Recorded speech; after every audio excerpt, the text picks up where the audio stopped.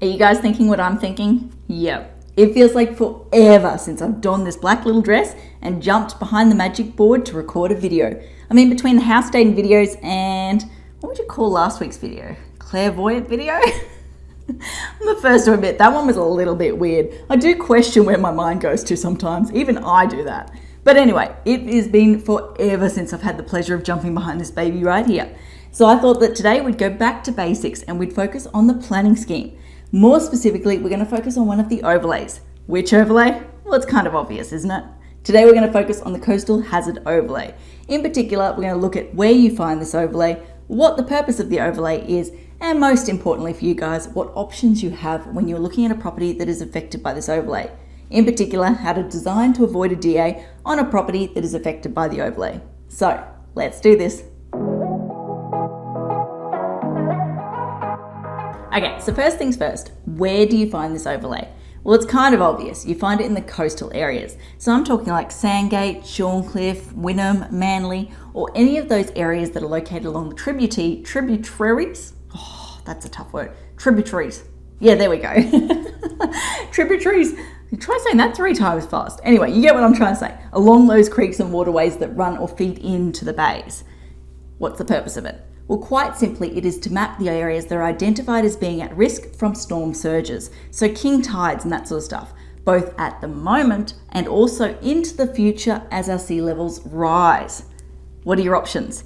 Well, unfortunately, unlike the flood overlay code, you don't have a little get out of jail 25 square metre exemption. So there's no exemptions that you can actually apply in this instance. As a result, you only have 2 options. Option number 1 is to comply with the acceptable outcomes within the coastal hazard overlay. Option number 2 is to basically break those rules. Option number 1 allows you to bypass town planning, which everyone loves because it saves you time and money. Option number 2, yes, unfortunately, means a town planning application. So naturally, you guys are going to be asking, well, what are the acceptable outcomes? Tell me, what do I need to know? Well, quite simply, it's just 2 things. Number 1, any non-habitable rooms, so any like bathrooms, laundries, things like that, they need to be set at a minimum floor level of 2.8, let me just write this, 2.8 metres AHD, Australian Height Datum. So essentially above sea level, if you want to get really, really simplistic. So that's the non-habitable level. The habitable level needs to be 3 meters AHD. So again, things like bedrooms, lounge rooms, places where people spend extended periods of time, let me get my words out, periods of time need to be set at 3 meters AHD. So just to recap, there is no exemptions. You have 2 options. Option number 1, meet those 2 rules right there and bypass town planning. Do that little happy dance. Option number 2 is to lodge an application to try and go below those levels. Now, I wouldn't necessarily recommend that everyone does go down that DA path.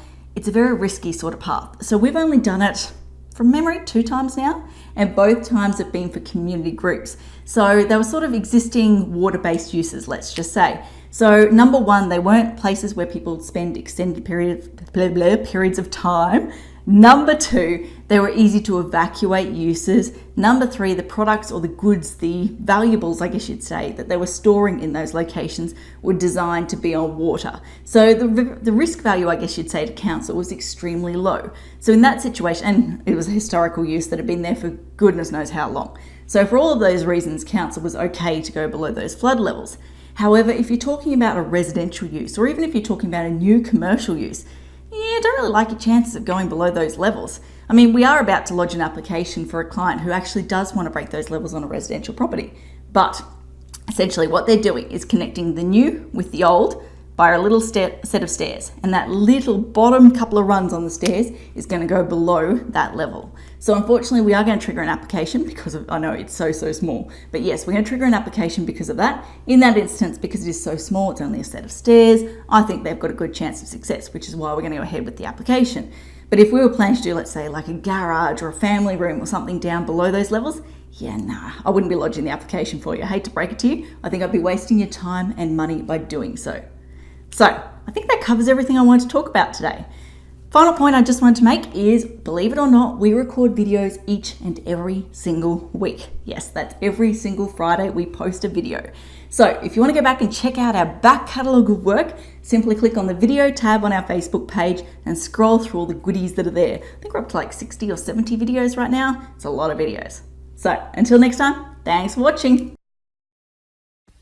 For all you red tape lovers out there, I have one thing to say.